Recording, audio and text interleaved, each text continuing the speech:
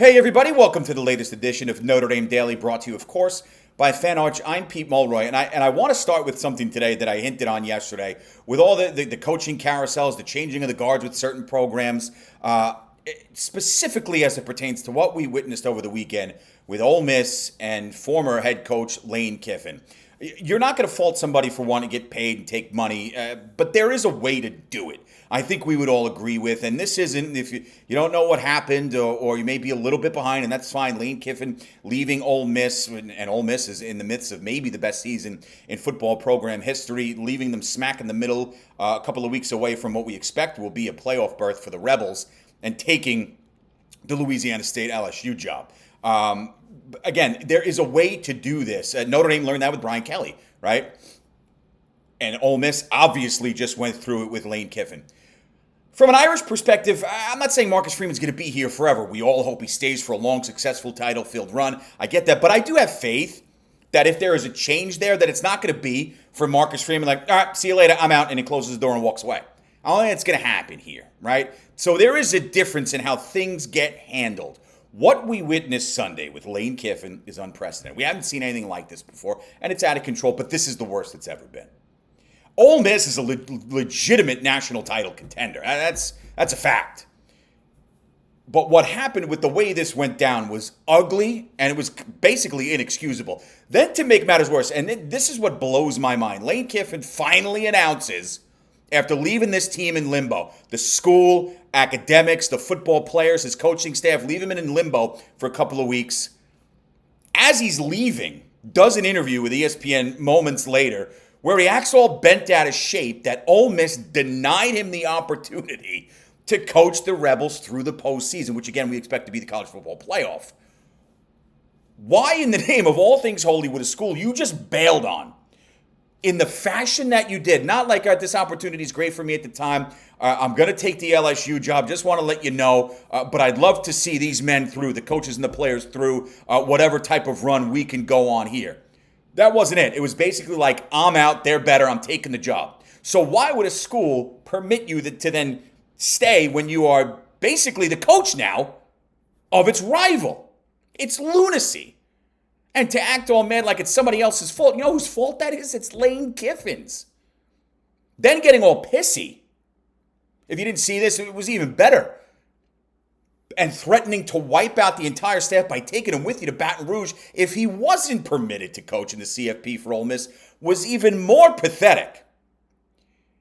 This was obviously Lane Kiffin's decision to make, and that's fine. My problem is how it was drawn out and dragged for weeks. How is that fair to your players, your coaches, the university you represent? Let's look at it this way.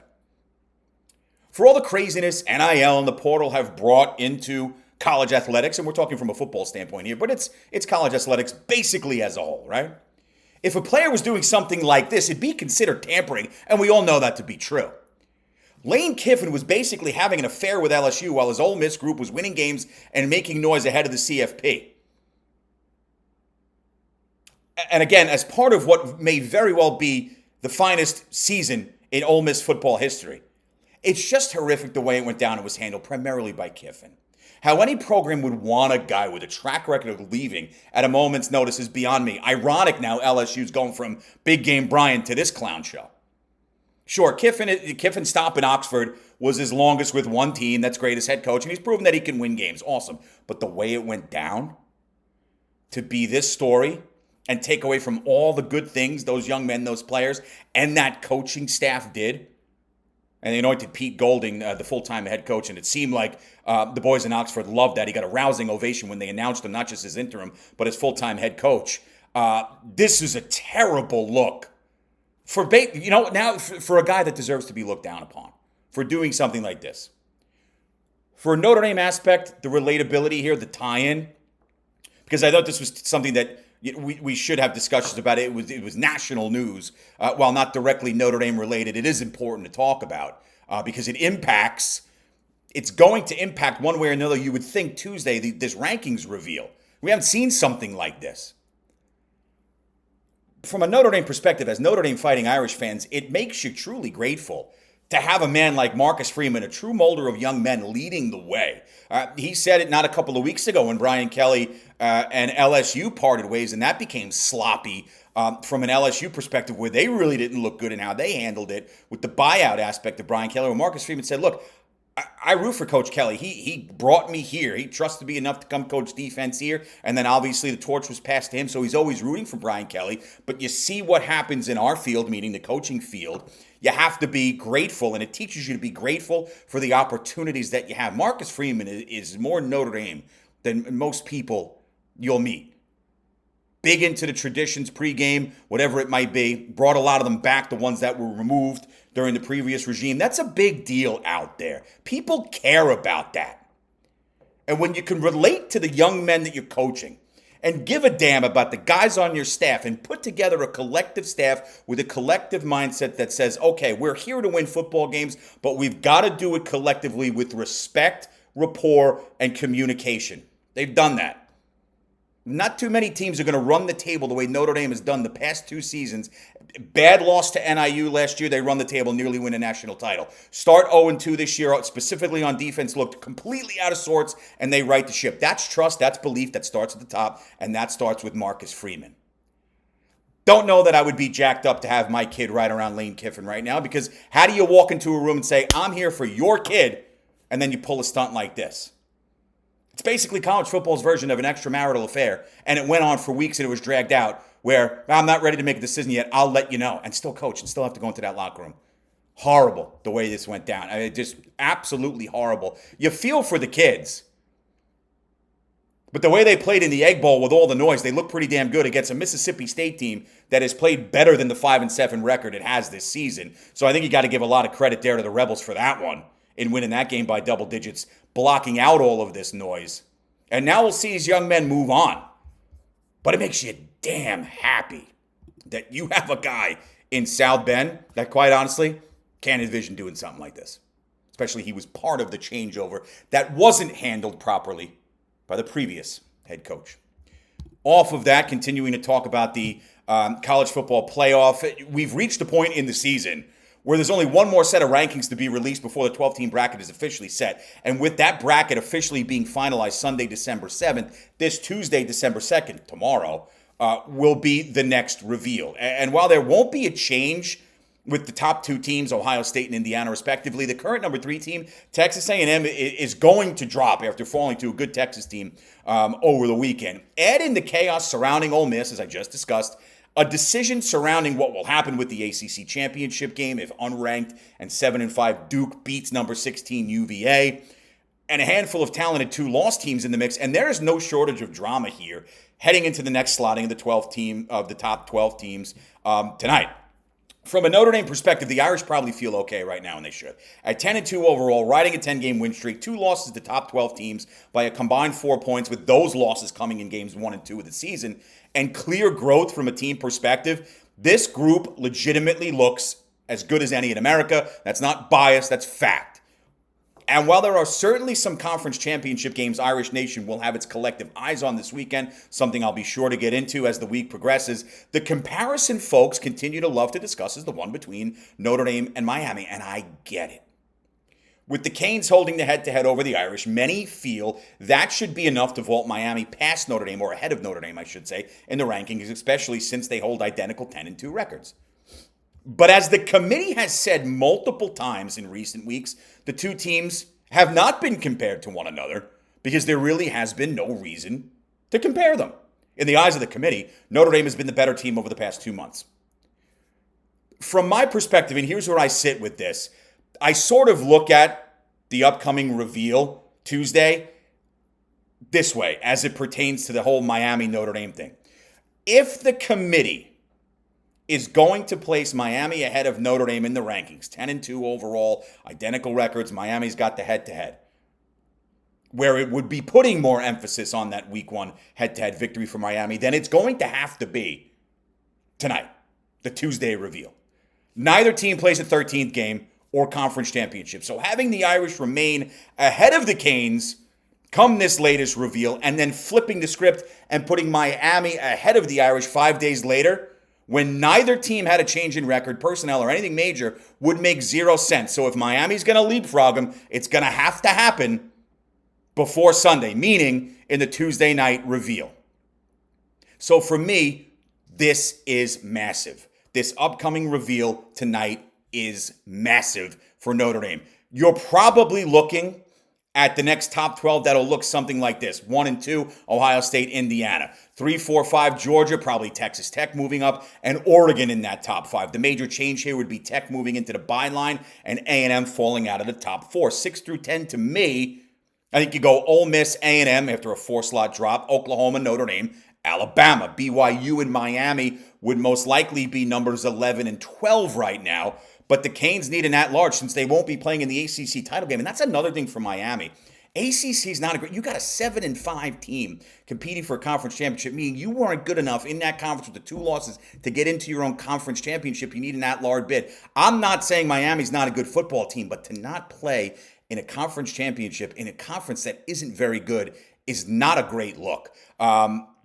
So they're going to need an at-large to get in. BYU is most likely going to need to beat Texas Tech in the Big 12 title game to earn a spot as well. I don't see them getting an at-large with a second loss there. It's chaotic, it's somewhat confusing, and it's gut-wrenching. Bottom line, after opening the season 0-2, Notre Dame has done its job.